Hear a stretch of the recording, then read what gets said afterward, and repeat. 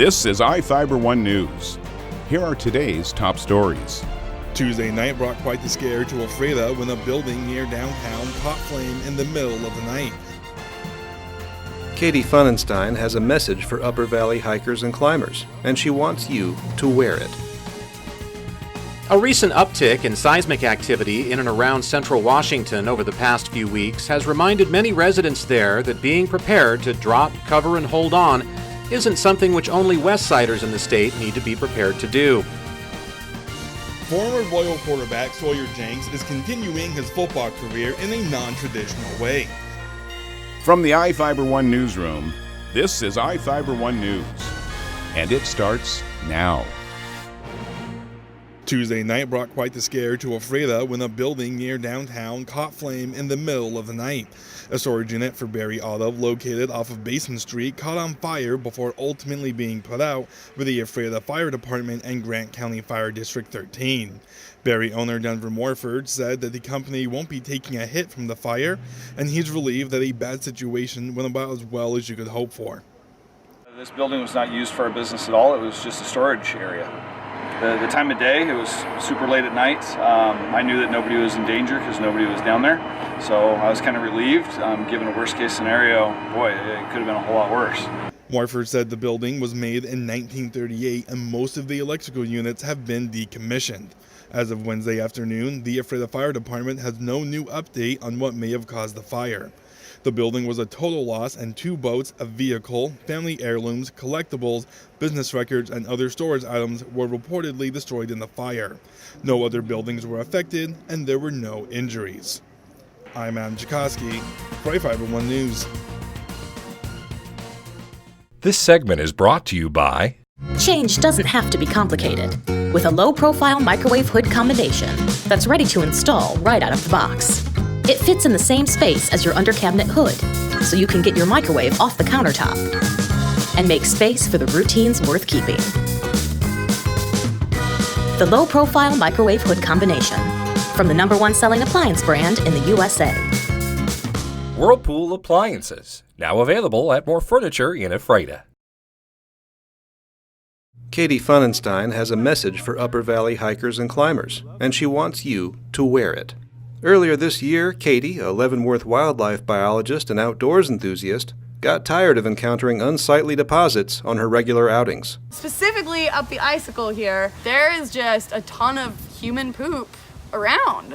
And dog poop too. And it was especially bad this spring as the snow was melting out, just going up the Icicle Ridge Trail. Oh, just the gold mines were just popping up everywhere, and it's just so gross. Katie says the problem in the Icicle River Valley is pronounced in the early spring, when people start using the trails but have no ready access to restrooms or pit toilets. Often, trailhead latrines don't open until late spring, so she started her own anti-poop project, a sticker and button campaign urging trail users to scoop up after themselves and their pets. Katie came up with the basic concept and asked a designer friend, Paul Atsu of Red Lodge, Montana, to create the patches and stickers for cars, water bottles, backpacks, or wherever. My original idea was just very simple because I'm not an artist, I'm a scientist.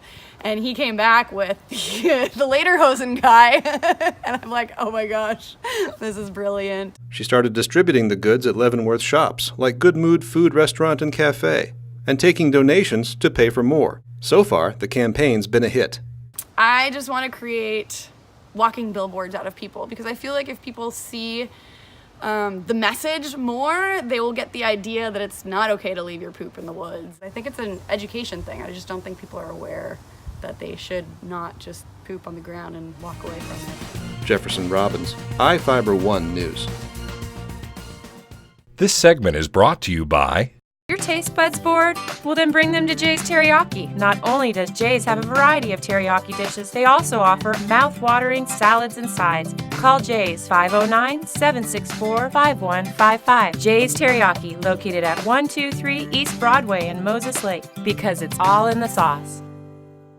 A recent uptick in seismic activity in and around central Washington over the past few weeks has reminded many residents there that being prepared to drop, cover, and hold on isn't something which only Westsiders in the state need to be prepared to do. The series of small temblors near places like Mattawa and Royal City is also causing one long-standing concern to loom a little larger in the minds of others. Washington's only commercial nuclear power plant, the Columbia Generating Station, lies within the Department of Energy's Hanford Nuclear Reservation and an area of growing seismic concern for scientists. The reactor is owned by General Electric and operated by the public power agency Energy Northwest. It began operations in 1984 after a study which identified only 2 significant earthquakes in the region over the previous 112 years allowed it to go online per federal safety standards related to seismicity. Since then, geologists have discovered that the area around the Hanford site is riddled with faults and have also uncovered that one of the state's most dangerous and historically volatile surface faults, called the South Whidbey Island Fault, cuts right through the region. According to scientists, this fault, along with others which are nearby, are capable of producing a catastrophic-sized quake, one in excess of a magnitude 7 on the Richter scale, and one which the Columbia Generating Station may not be able to fully withstand. Officials with Energy Northwest say the plant continues to operate with no significant risk related to the potential for major earthquakes, in spite of a recent article in the Earth Island Journal, which indicates it has been doing so with the absence of any comprehensive seismic assessment studies for over 3 decades. In light of what happened at the Fukushima nuclear reactor in Japan when a massive 9.1 megathrust earthquake occurred there in 2011, residents of the Pacific Northwest can only hope officials with the Columbia Generating Station are in fact correct. Reporting for iFIBER 1 News, I'm Chris Hansen. Former Royal quarterback Sawyer Jenks is continuing his football career in a non-traditional way. Earlier this week, Jenks arrived at Cocoa, Florida, where he'll be spending the next several months with Elite Sports Prep. Despite his big arm and 26-1 record as a starter his junior and senior years, Jenks wasn't getting the same kind of buzz as his older brother Caden, who signed with FCS powerhouse Weber State. Jenks had a few offers to small schools, but decided to turn them down and bet on himself by going the prep school route. Elite Sports Prep is a 10-game, 4-month commitment that doesn't go against his eligibility in the NCAA. They're also really big on Jenks and thinks he has what it takes to produce at the college level, according to Jenks' father, Brandon Jenks. Jenks' high school coach, Wiley Allred, also believes in him, saying, quote, "Sawyer is a big-time quarterback. He has all the qualities to be successful in any venture in life he chooses," end quote. During his time as quarterback for the Royal Knights, Jenks led his team to a state title and back-to-back undefeated regular seasons. He was named the SCAC East Player of the Year his senior season, and he helped lead 4 of his receivers, Corbin Christensen, Gage Christensen, Angel Farias, and Isaac Ellis, to the All-League First Team in his 2 seasons.